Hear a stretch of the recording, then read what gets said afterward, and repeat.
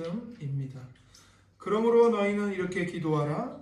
하늘에 계신 우리 아버지여, 이름이 거룩히 여김을 받으시오며. 아멘. 네, 우리 하이델베르크 교리문답 제 120문 그리고 121문 함께 읽겠습니다. 제가 질문을 읽으면 여러분께서 답을 읽어주시길 바랍니다. 제 120문입니다. 그리스도는 왜 하나님을 우리 아버지라고 부르도록 우리에게 명하셨습니까?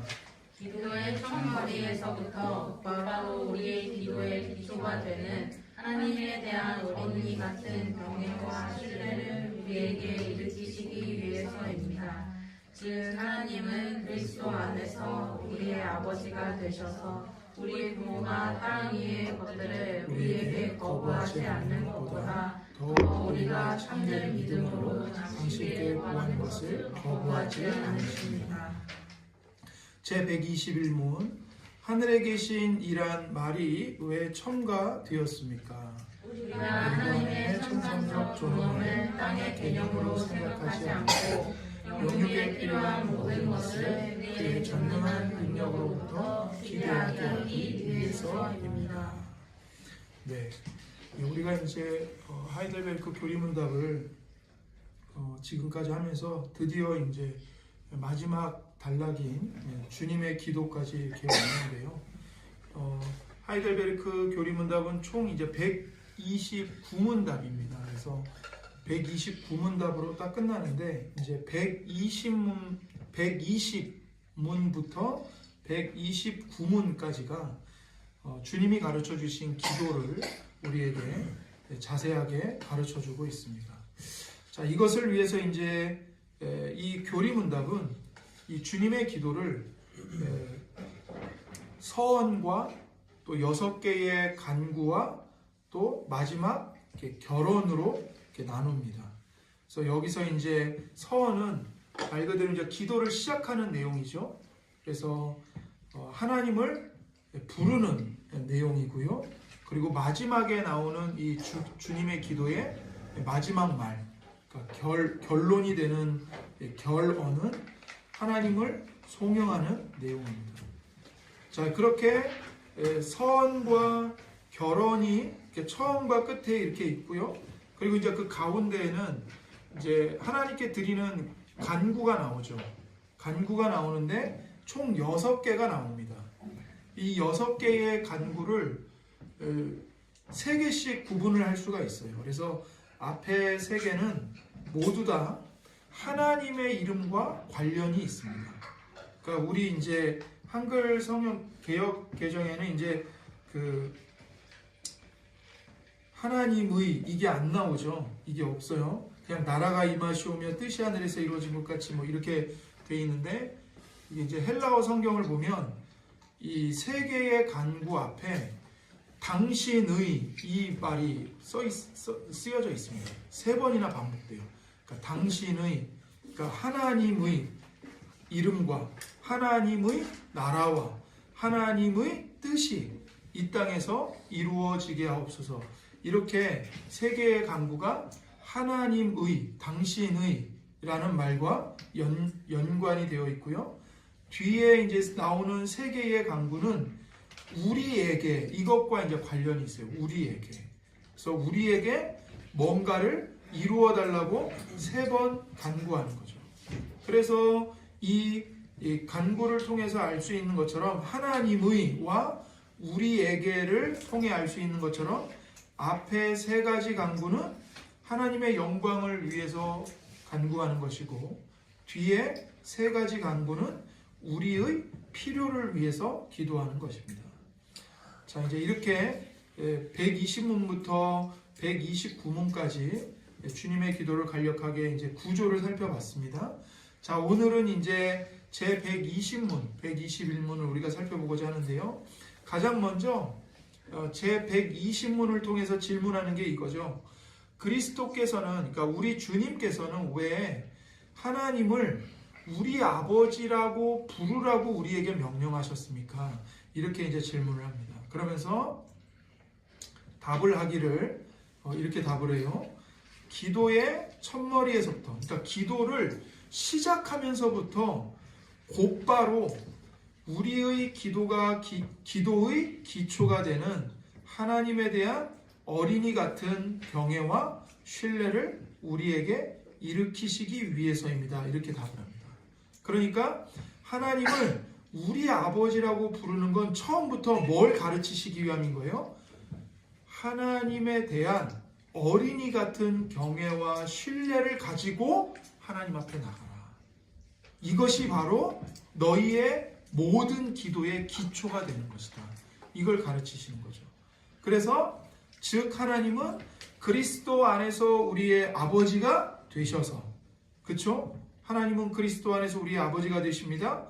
그리고 우리 부모가 그 자녀들에게 땅 위의 것들을 거부하지 않고 사랑으로 공급해 주잖아요.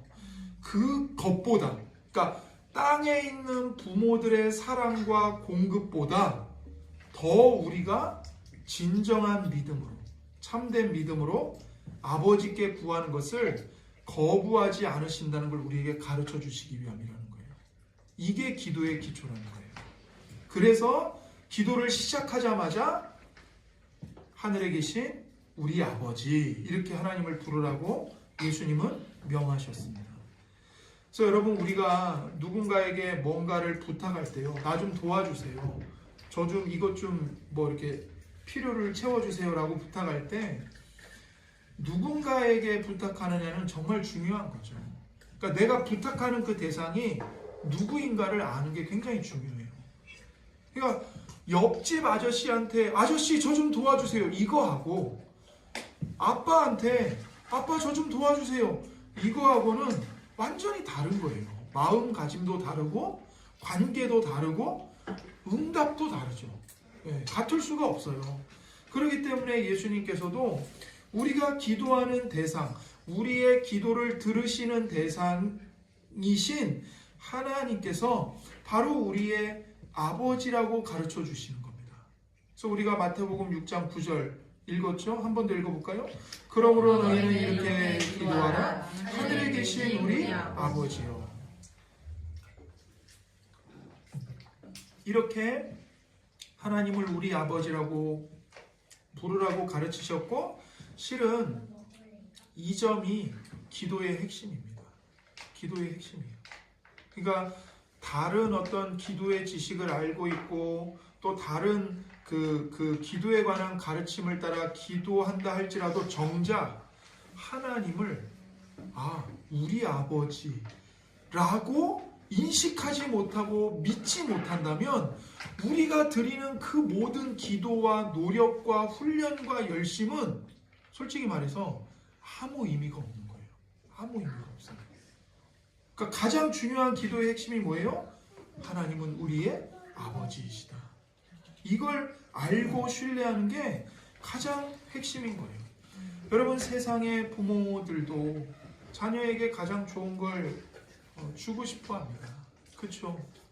마태복음 7장 9절과 11절에 너희 중에 누가 아들이 떡을 달라 하는데 돌을 주며 생선을 달라 하는데 뱀을 줄 사람이 있겠느냐? 너희가 악한 자라도 좋은 것으로 자식에게 줄 줄 알거든 하물며 하늘에 계신 너희 아버지께서 구하는 자에게 좋은 것으로 주시지 않겠느냐? 배고픈 아들이 빵을 달라고 하는데 돌멩이를 줄 부모가 어디 있겠어요? 생선이 먹고 싶다고 하는데 그 아들에게 무서운 뱀을 줄 부모가 어디 있겠냐고요? 없잖아요. 정상적인 부모라면. 그러니까 아무리 악한 사람이라도 사기꾼도 도둑도 자기 자식에게만큼은 세상에서 가장 좋은 것을 주고 싶어하는 것이 부모의 본능입니다. 제가 이제 그 강변교회에서 같이 사역했던 그 목사님 그 가정에 그 자녀가 없었어요. 그러다가 이제 아이를 이렇게 입양을 한 거예요. 어렵게. 이 입양 조건도 엄청 까다로워져가지고 이게 이제 교역자니까 사례비가 많지가 않잖아요. 그러니까 자녀를 입양받기가 굉장히 힘든 거예요. 그래서 오랜 시간 동안 교육받고 검증하고 그렇게 해서 아이를 입양을 받았어요. 갓난아기 때. 근데 얘를 키우는 과정에서 이제 뭐가 발견이 되냐면 장애가 발견이 돼요. 장애가. 이 좌뇌 우뇌가 정확하게 이렇게 구분이 선이 지어져야 되는데 이게 구분이 지어지지 않는 장애를 입어서 애가 그 걷지를 못해요. 하체가 발달이 안 되는 거예요. 그러니까 얘는 의사가 그러더래요. 평생 휠체어를 타고 다녀야 될지도 모르고 자칫 잘못하면 누워서 지내야 될지도 모른다. 그런데 이 목사님 부부가 자기 아이가 아니잖아요. 입양한 아이잖아요. 근데 그 아이를 위해서 매일 밤마다 눈물로 기도하고 사랑으로 키워요. 그 아이가 지금 6살 됐거든요. 근데 얘가 아직 물론 그런 장애 때문에 다리를 온전히 써서 막 뛰거나 이러진 못해요. 걷기는 걷는데 약간 이렇게 불안하게 걷고 하체가 성장하는 데 있어서 굉장히 더뎌요. 그런데 건강하게 크고 있어요. 그 부모의 사랑 안에서. 그 얘가 6살이 아니고 4살이구나. 참. 6살 맞아요? 죄송해요. 6살인데 글을 읽어가지고 유치원에 가서 친구들한테 책을 다 읽어준대요. 얘가. 그러니까 이 지적인 능력은 뛰어난 거예요. 얘가. 그러니까 그런 상황 속에서 이 목사님과 사모님이 그 아이를 사랑으로 키워요. 정말 좋은 것을 주려고 하고 매일매일 이거 걷는 치료, 재활치료 아이가 받을 수 있는 매일 데려가서 치료받고 유치원에 데려오고 그걸 계속하는 거예요. 이게 자기가 배 아파서 난 아이가 아니고 입양했는데도 불구하고 이 아이를 자기 자식으로 생각하고 정말 최선을 다해서 좋은 걸 주고 사랑으로 키우고 싶어하는 게 부모의 본능이죠. 우리가 하나님을 아버지라고 부르는 이유는 하나님 안에 이런 인간의 부모보다 훨씬 더 큰 사랑과 애정이 우리를 향해 있기 때문입니다. 하나님이 여러분을 그렇게 키우고 계세요. 여러분이 눈앞이 캄캄하고 정말 큰 고통을 만나고 이러면 하나님 나와 함께 안 하시는 것 같아. 하나님 도대체 나를 여기다 두고 어디 가신 거예요? 하나님으로부터 버림받은 건 아닌가? 내가 뭘 잘못해서 벌을 받고 있는 건 아닌가? 이런 낙심과 절망이 들 수 있지만 성경은 예수님은 일관되게 변함없이 말씀하세요. 하나님은 너희의 아버지시다. 인간의 부모보다 더 큰 사랑과 애정으로 너희를 끌어안고 있고 품고 있고 너희를 등에 업고 너희를 데리고 가고 계신다. 너희를 돌보고 계신다. 그걸 우리에게 계속 말씀하고 계십니다. 그래서 하나님은 이웃집 아저씨가 아닙니다. 옆집 아저씨가 아니에요. 어떤 목사님이 그런 얘기를 했어요. 교회에 오는 수많은 성도들이 있지만 그 많은 사람들 중에 하나님을 옆집 아저씨처럼 여전히 낯설어하고 서먹서먹해하고 하나님께 나아오는 걸 불편해하는 사람들이 있다. 하나님은 옆집 아저씨가 아니에요. 여러분을 너무나도 사랑하시고 가장 아끼시는 아버지이십니다. 그래서 우리는 가장 좋은 것을 주실 거라는 믿음을 가지고 당당하게 하나님 앞에 나갈 수 있고 하나님 저 좀 도와주세요. 하나님 저 용서해 주세요. 하나님 같은 죄에 빠지지 않도록 저를 지켜주세요. 하나님 이런 어려움이 있어요. 이런 문제가 있어요. 하나님의 지혜를 제게 가르쳐 주세요. 그렇게 기도하면 하나님이 반드시 도와주신다는 거예요. 들어주신다는 거예요. 그래서 기도는 생판 모르는 남에게 아쉬운 소리를 하는 게 아닙니다. 나를 세상에서 가장 사랑하시는 진짜 아버지에게, 그 아버지가 나를 어떻게 사랑하세요?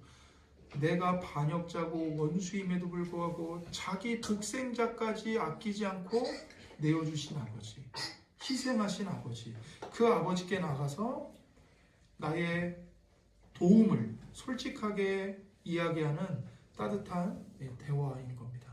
그래서 예수님은 하나님을 우리 아버지라고 부르라고 가르쳐 주시는 거예요.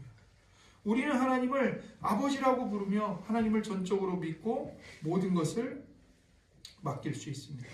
로마서 8장 15절이에요. 너희는 다시 무소하는 종의 영을 받지 아니하고 양자의 영을 받았으므로 우리가 아빠 아버지라고 부르짖느니라. 여러분, 여기 사도 바울이 아빠 아버지라고 부르짖는다 이렇게 얘기하는데 이게 굉장히 중요하거든요. 여기서 아빠는 우리말로 아빠가 아니에요. 그러니까 애들이 아빠를 부를 때 우리말로 아빠라고 부르잖아요. 그러니까 쉽게 얘기하면 영어로 데디가 아니에요. 이 아빠는 뭐냐면 아람어예요. 아람어. 아람어로 아빠라는 말이에요. 이 아람어로 아빠라는 말이 뭐냐면 아버지, 아버지.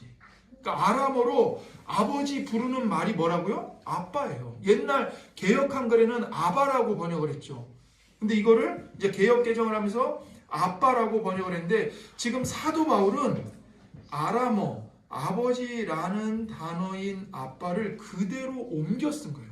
그 아람어 아빠를 음을 그대로 옮겨 쓴 거예요. 여기엔 이유가 있어요. 왜 그러냐면 예수님이 이 땅에 계실 때 하나님을 아람어로 아빠 아버지라고 부르셨거든요. 마가복음 14장 36절에 이르시되 아빠 아버지여 아버지께는 모든 것이 가능하오니 이 잔을 내게서 옮기시옵소서. 그러나 나의 원대로 마시옵고 아버지의 원대로 하옵소서 하시고, 지금 예수님이 십자가 죽음을 앞두고 겟세마네 동산에서 땀이 피가 되어 흐르기까지 하나님 아버지를 부르며 기도하시는 거예요. 근데 뭐라고 부르세요? 아빠 아버지 이렇게 부르세요. 아빠 아버지. 이 아빠가 바로 아람어로 아버지를 부르는 거예요. 그래서 예수님이 아람어로 하나님을 아빠라고 아버지라고 부르셨어요. 그런데 사도 바울이 예수님이 부르신 그 아빠 아버지를 그대로 갖고 와서 우리에게도 예수님과 똑같이 하나님을 아빠 아버지라고 부를 수 있다. 이걸 지금 강조하는 거예요. 그걸 강조하기 위해서 아람어 아버지를 그대로 옮겨 쓴 거예요. 음을 살려서. 그래서 예수님의 십자가 대속의 은혜로 우리가 모든 죄를 용서받고 하나님의 자녀로 입양되었어요. 그렇기 때문에 이제는 우리가 예수님을 의지해서 예수님과 똑같이 하나님을 아빠 아버지라고 부를 수 있다는 겁니다.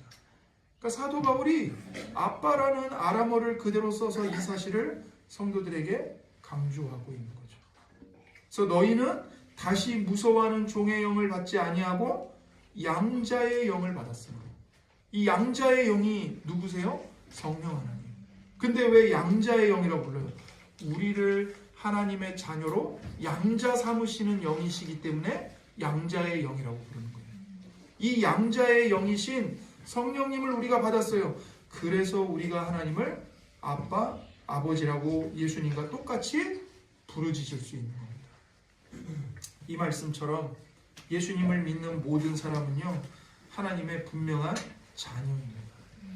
그러므로 우리는 거침없이 예수님처럼 하나님께 나아가서 아빠, 아버지라고 부르며 하나님 품에 안겨야 마땅한 거예요.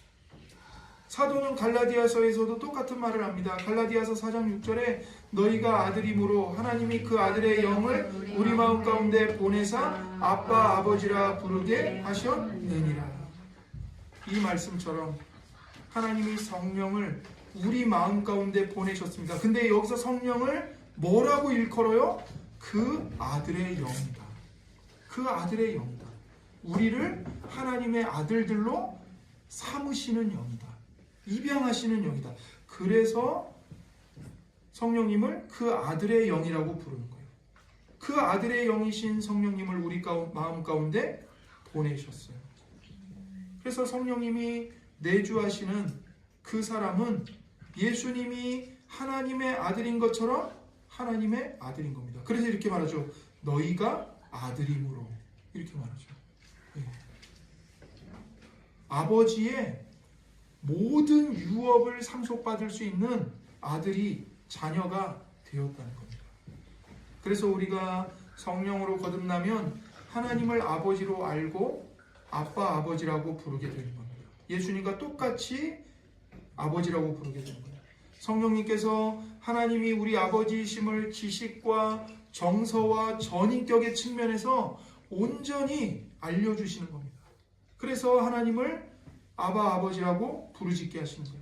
그러므로 우리는 걱정하고 낙심할 것이 아니라 하나님께 나아가 우리의 모든 걱정, 염려, 불안함, 내가 능력이 없는 것, 죄 때문에 걸려 넘어진 것, 할 것 없이 다 가지고 나가서 모든 것을 아뢰고 용서를 구하고 은혜를 구하는 이 기도의 습관을 들여야 하는 겁니다. 기도의 습관을 우리가 만들어야 돼요. 이게요, 여러분, 기도의 습관이요, 저절로 생기지 않아요. 정말 사도 바울이 말한 대로 자기 육신을 쳐서 하나님께 복종시켜야 돼요. 그러니까 이게 올림픽을 앞둔 운동선수들이, 국가대표 선수들이 진짜 살이 찢어지고 뼈가 부러지는 듯한 고통을 감수하면서 훈련을 하잖아요. 그렇게 기도의 훈련을 우리가 해야 되는 거예요. 이게 그냥 되지 않는다니까요, 여러분. 이거는 혼자 해서 되는 게 아니에요. 그래서 우리에게는 교회 공동체가 필요하고요. 교회 공동체로 모여서 기도하는 것을 습관화하고 훈련해야 되는 거예요. 그래야, 그렇게 해야 혼자 있을 때 기도를 할까 말까 이게 되는 거예요. 모여서 기도를 안 하면 혼자 기도를 하는 게 쉽지가 않아요. 물론 어쩌다가 한 번은 되죠. 어려운 일이 닥쳤을 때 막 정말 발등에 불이 떨어졌을 때 그때는 기도하지 말라고 해도 기도를 해요. 그런데 평안할 때, 평상시에 하나님의 은혜에 감사할 때, 그때는 우리가 저부터도 기도에 게을러지는 거예요. 이게. 그러니까 우리가 기도하는 습관을 만들어야 되고 훈련해야 되는 거죠. 그래서 우리는 주님이 가르쳐 주신 기도의 이 앞부분에서부터 우리 아버지라고 하나님을 부름으로써 우리가 전적으로 신뢰할 수 있는 우리 아버지가 계시다. 그리고 우리는 그 아버지께 기도하고 있다. 이 사실을 분명하게 확신하게 되고요. 교리문답은 그것이 바로 기도의 기초다. 어린아이처럼 경외하고 신뢰할 수 있는 하나님께 나아가 간구하는 것. 이것이 바로 기도의 기초다라고 얘기를 하는 겁니다. 그래서 전능하신 하나님 아버지는 육신의 부모보다 훨씬 더 우리를 사랑하셔서 우리가 참된 믿음으로 간구하는 것들을 외면하지 않으십니다. 우리의 기도를 다 들으시고요. 우리에게 가장 좋은 것을 가장 좋은 때에 주고자 하십니다. 여러분, 우리가 이런 하나님이 우리의 아버지가 되시고 우리가 하나님의 자녀가 된다는 사실을 마음에 진짜 경험하면요, 우리가 기도하는 동기와 목표가 달라집니다.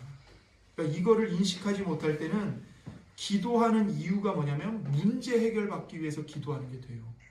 그러다가 응답이 없어요. 혹은 그 응답을 거절당해요. 하나님이 거절하실 때가 있잖아요.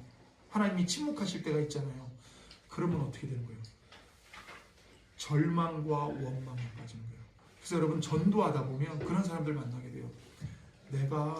나도 교회 다녔어. 나도 집사였고, 나도 권사였어. 나도 장로였어. 이러면서 내가 어려운 일을 당했을 때 하나님께 얼마나 간절히 기도했는지 몰라. 근데 하나님이 내 기도를 들어주지 않으셨어요. 그때 하나님은 도대체 어디 계셨던 거야?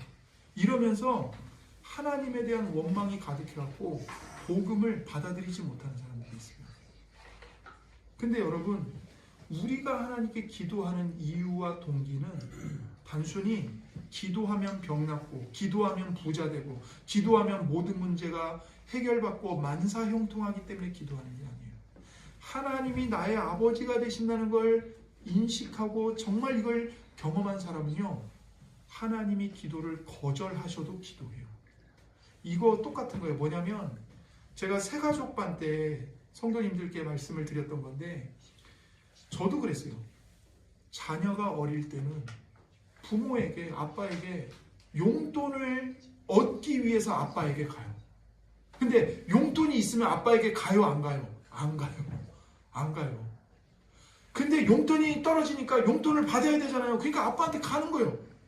근데 이제 아빠 저 용돈 좀 주세요 하면 아빠는 어떻게 하죠? 저를 앉혀놓고는 30분에서 1시간을 얘기를 하시는 거예요. 너 학교에서 어떻게 지내냐? 용돈은 어디에 다 썼냐? 학교에서 어려움은 없냐? 친구들과는 잘 지내냐? 그럼 저는 어떤 마음이 들어요? 자식은, 철이 없는 자식은 빨리 그냥 용돈이나 주시지 뭘 이렇게 물어보시고 말이 많으신가? 그러니까 마음이 뭐밖에 없냐면 용돈밖에 없어. 용돈. 빨리 용돈 받아. 그러다가 아버지가 용돈을 주면 어떻게 해요? 쌩 하고 나가버리죠. 왜냐하면 내 관심이 아버지가 아니기 때문에 그래. 그냥 용돈이 내 온통 관심이야. 그런데 그 자식이 커서 철이 들면 어떻게 돼요? 아버지께 용돈을 얻기 위해 아버지를 찾는 게 아니라 아버지께 용돈을 들여가면서 아버지를 만나서 아버지와 대화하려고 해요. 자식이 철이 들면. 아버지가 용돈을 줄 수 있어요. 근데 왜 자식을 안 쳐다놓고 여러 가지 물어보고 자식에 대해서 관심을 갖고 왜 물어봐요? 아버지는 그 자식과 대화를 하고 싶은 거예요. 관계를 맺고 싶은 거예요. 나는 너를 좀 알고 싶다. 너도 나를 알았으면 좋겠다. 철이 든 자식은 그 마음을 너무나 잘 알고 아버지를 찾아가서 만나고 아버지와 대화하고 그러는 거예요. 그런데 철이 없으면 아버지에게는 아무 관심이 없고 뭐만 관심 있어요? 내가 아버지한테 받을 용돈만 관심이 있어요. 그러니까 우리가 하나님의 자녀로서 이걸 굉장히 중요하게 깨달아야 돼요. 나는 왜 기도를 하는가? 기도하면서 내가 정말 목표로 하고 있는 건 뭔가? 하나님과의 이 사귐. 하나님 아버지, 제가 지금 도움이 필요해요. 그런데 하나님이 제 기도를 들어주시고 응답해 주시는 것보다 저의 더 큰 관심사는 하나님과 사귀는 겁니다. 하나님과 대화하는 것이고 하나님을 알아가는 것이고 하나님과 교통하는 것. 그게 저의 관심사입니다. 이게 우리의 기도의 동기와 목표가 되어야 되는 겁니다. 이걸 아는 사람은 하나님이 내 기도를 거절하셨다고 해도 그것을 하나님의 사랑의 섭리로 받아들여요. 근데 이걸 모르면 기도를 거절하는 순간 어떻게 되죠? 나도 하나님을 거부해버리는 거예요. 하나님 없어. 내가 그렇게 기도했는데 하나님 내 기도 들어준 적이 없어. 이러면서 하나님의 사랑을 발로 차고 뛰쳐나가버리는 거죠. 철이 안 든 거예요. 철이. 그래서 우리가 정말 하나님이 우리의 아버지시라는 거, 하나님이 우리를 얼마나 사랑하시는지 그 사랑을 우리가 정말 경험해야 합니다. 복음 안에서, 십자가의 사랑 안에서 경험하는 게 굉장히 중요해요. 어떤 목사님이 오래전부터 그 보육원에서 원목으로 성경을 가르치셨어요. 그곳에서 원목으로 생활을 하는데 원생들이 있을 거 아니에요. 아이들이 있을 거 아니에요. 일부는 갓난아기 때부터 버려진 아이들이 있었던 거예요. 근데 이 아이들의 마음에는요, 자신들이 부모로부터 버림받았다는 이 깊은 상처가 있고 항상 주눅 들어 있고 항상 기가 죽어 있어요. 아이들이 부모가 없으니까 기가 죽어 있어요. 아무리 먹을 걸 주고 옷을 입혀주고 부족함이 없게 돌봐줘도 그 아이들은 부모가 없기 때문에 어디를 가나 이 눈칫밥을 먹는 습관이 있는 거예요. 이것을 극복하기 위해서 이 아이들이 얼마나 많은 노력을 해야 되는지 몰라요. 아버지가 없고 부모가 없다는 것 얼마나 비참한 건지 모릅니다. 그런데 아버지가 없었던 고아였던 우리에게 하늘에 계시는 전능하신 하나님이 아버지가 되어주시는 겁니다. 이 아버지는 자녀들을 너무나 사랑하셔서 절대로 버리지 않으세요. 우리는 바로 이런 아버지께 나아가 기도하는 겁니다. 그러므로 우리는 하나님께 나아가서 당당하게 요구할 수 있고요. 어디를 가도 더 이상 눈칫밥을 먹을 이유가 없는 겁니다. 그럴 필요가 없어요. 주눅 들거나 기가 죽어 있을 필요가 없어요. 사람들에게 전전긍긍할 필요가 없다고요. 하나님의 자녀로 담대하게 살아갈 수 있는 겁니다. 여호수아 1장 7절과 9절 한번 볼까요? 오직 강하고 극히 담대하여 나의 종 모세가 내게 명령한 그 율법을 다 지켜 행하고 우로나 좌로나 치우치지 말라. 그리하면 어디로 가든지 형통하리니 이 율법책을 내 입에서 떠나지 말게 하며 주야로 그것을 묵상하여 그 안에 기록된 대로 다 지켜 행하라. 그리하면 내 길이 평탄하게 될 것이며 내가 형통하리라. 내가 내게 명령한 것이 아니냐. 강하고 담대하라. 두려워하지 말며 놀라지 말라. 내가 어디로 가든지 내 하나님 여호와가 너와 함께 하느니라 하시니라. 가나안 땅 입성을 앞두고 두려워하고 있는 여호수아에게 주신 말씀이에요. 여러분, 이 말씀이요, 오늘 하나님의 자녀인 여러분에게 주시는 말씀입니다. 여러분에게 하시는 말씀이에요. 하나님의 말씀을 지키며 사는 일에 담대하라는 거예요. 강하고 담대하십시오. 겁먹지 마십시오. 두려워할 필요 없습니다. 놀랄 필요 없습니다. 여러분이 어디로 가든지 여러분의 하나님 여호와께서, 아버지께서 여러분과 함께하고 계시고요, 하나님의 말씀으로 여러분을 인도하고 계시고 지켜 보호하고 계십니다. 그러니 겁먹지 말고 주저하지 마세요.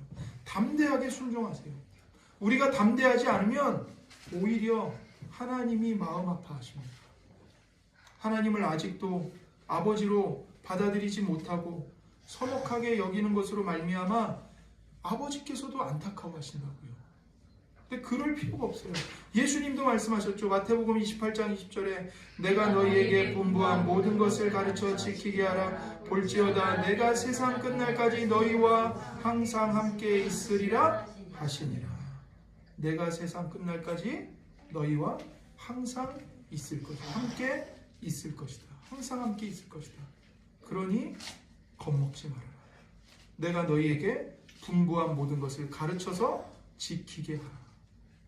이게 하나님 아버지께서 여러분과 저에게 하시는 말씀이에요. 자, 이제 여기 보면 이제 하늘에 계신 우리 아버지라고 부르라고 가르쳐 주시면서 우리라는 말을 덧붙이셨습니다. 이 말의 의미가 되게 중요하죠. 왜 나의 아버지가 아니라 우리의 아버지라고 부르라고 가르치셨는가? 우리가 수요 독서회 때 책을 통해서 봤죠. 그 이유를 한마디로 말하면 성경이 모든 성도들은 그리스도를 머리로 하는 한 지체이기 때문이다. 이렇게 말하고 있습니다. 에베소서 4장 15절 16절이에요. 오직 사랑 안에서 참된 것을 하여 범사에 그에게까지 자랄지라. 그는 머리니 곧 그리스도라. 그에게서 온 몸이 각 마디를 통하여 도움을 받음으로 연결되고 결합되어 각 지체의 분량대로 역사하여 그 몸을 자라게 하며 사랑 안에서 스스로 세우느니라. 우리의 몸이 머리와 연결되어 있고 우리 몸의 지체들이 하나로 연결되어 있지 않습니까? 그와 마찬가지로 머리이신 그리스도와 온 몸인 우리가 한 몸으로 연결되어 있다는 겁니다. 그래서 온 몸은 머리이신 그리스도께 붙어 있고요, 속해 있고요, 몸에 갖추어져 있는 각 마디, 관절과 인대와 힘줄을 통해서 연결되고 결합되는 거예요.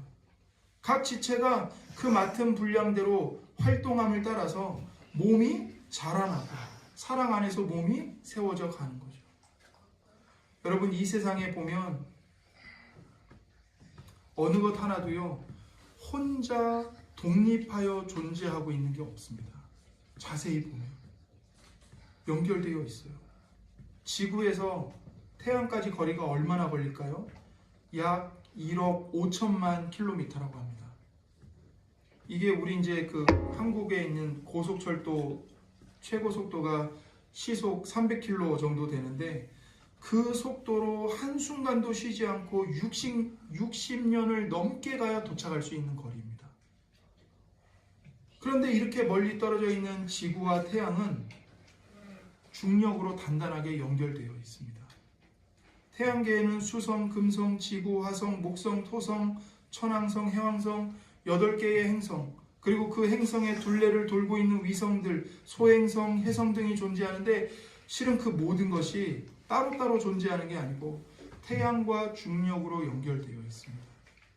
각각 독립적으로 움직이는 것 같지만 크게 보면 태양의 영향권에서 벗어날 수 없다는 사실을 알 수가 있는 거죠.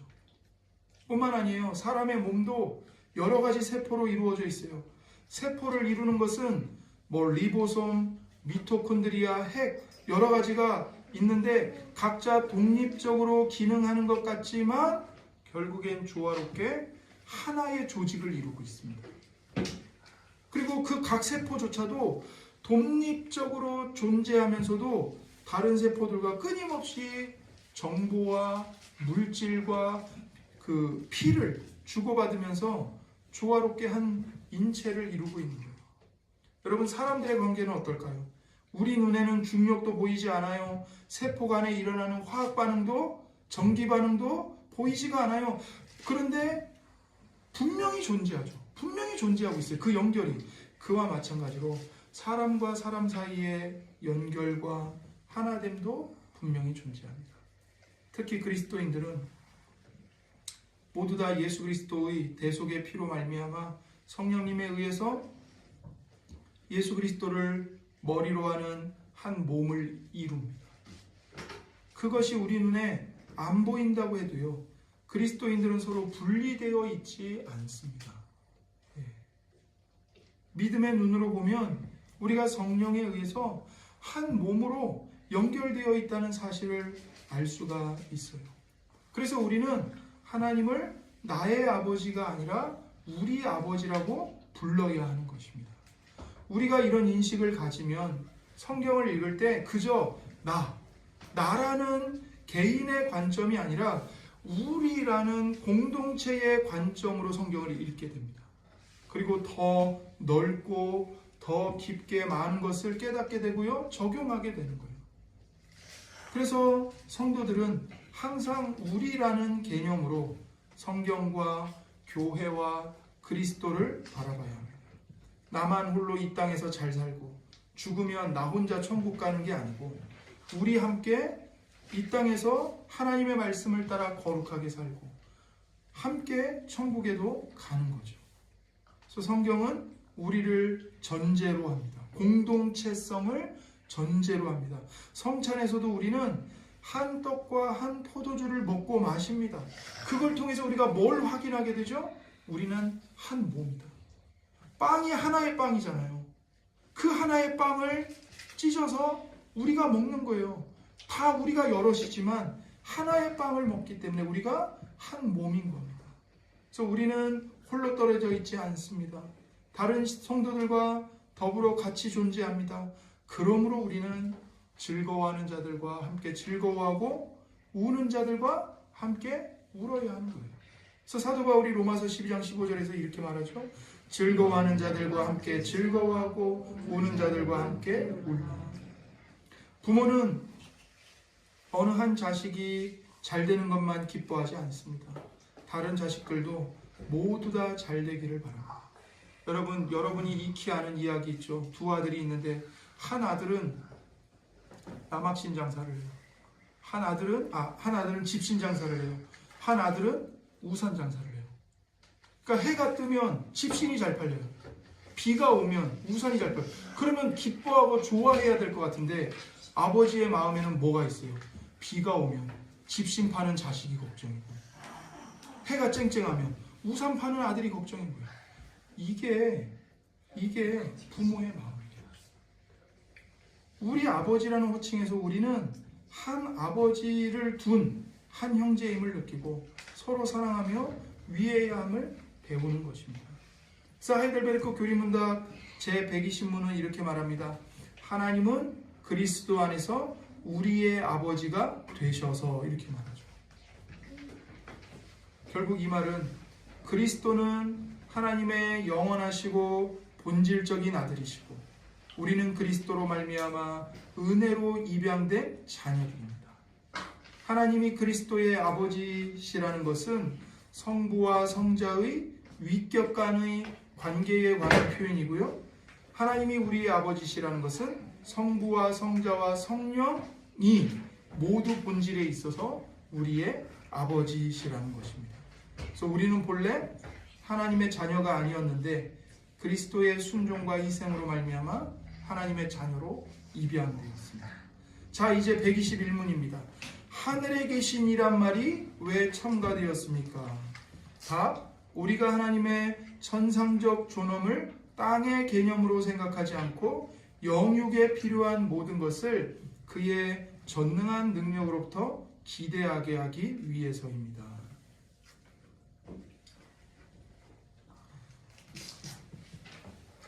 예수님께서는 하나님을 그냥 우리 아버지라고 가르치시지 않고 하늘에 계신 이 말을 붙여서 가르치셨습니다.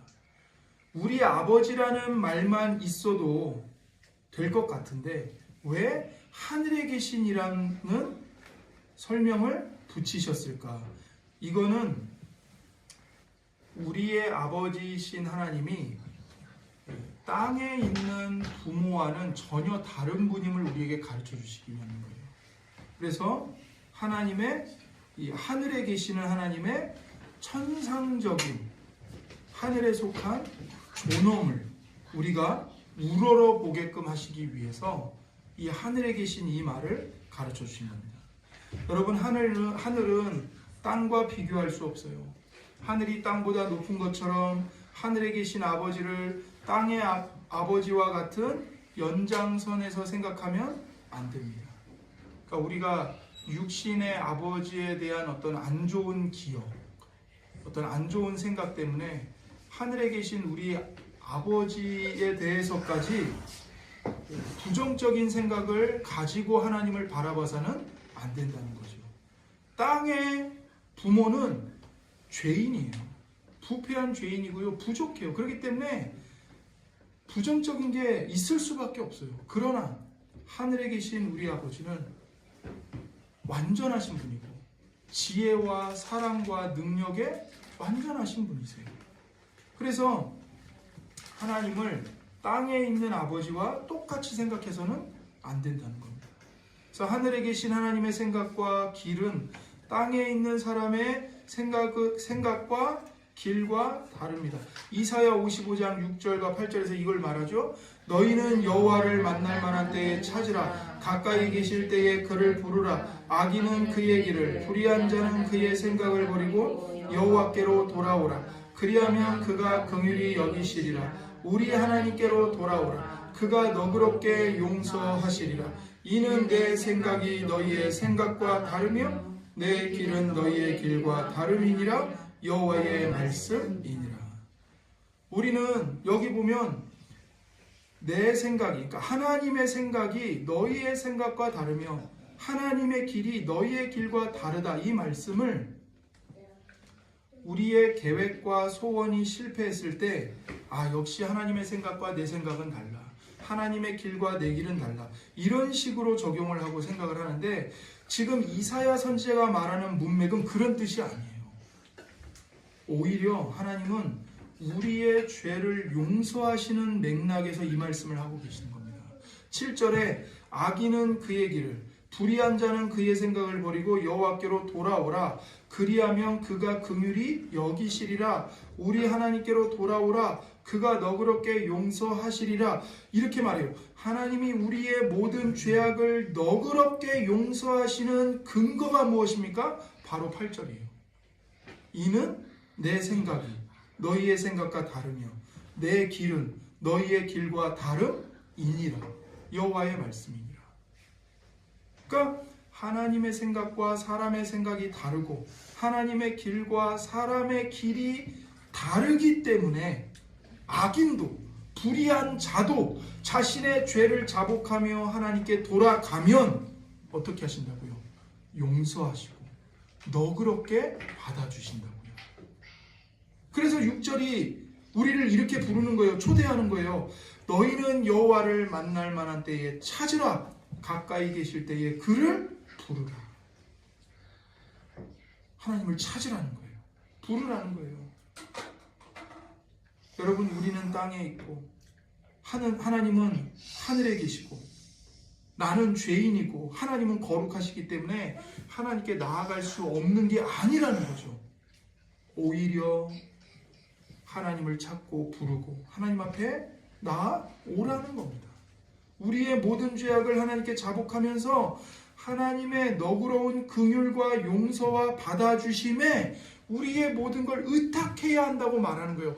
왜 그렇습니까? 8절에 이는 내 생각이 너희의 생각과 다르며 내 길은 너희의 길과 다름이니라. 여호와의 말씀이니라.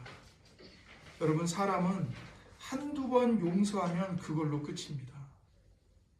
그 이상의 용서는 없어요. 3번 이상 속이고 피해를 입히고 거짓말을 하고 잘못하면요, 사람은 관계를 끊어버립니다. 2번 다시 그 사람의 얼굴 안 봐요. 그게 사람이에요. 그러나 하늘에 계신 우리 아버지는 7번이 아니라 70번씩 7번이라도 하나님 앞에 나와서 제가 잘못했습니다, 하나님 저를 용서해 주세요. 자복하면 하나님 아버지께서는 용서해 주시고 받아주시고 용납해 주신다는 거예요. 이 하나님의 무한한 용서와 사랑을 무엇으로 확증하셨습니까? 자기 아들을 십자가에 못 박아 죽이시기까지 확증하셨습니다. 십자가에 못 박히신 예수 그리스도께서 하나님의 사랑을 확증하셨습니다. 여러분, 이 어마어마한 하나님의 사랑과 희생 앞에서 우리가 어떻게 해야 할까요? 하나님의 용서와 사랑을 핑계 삼아서 더 죄를 지으며 살아야 할까요? 그럴 수 없습니다.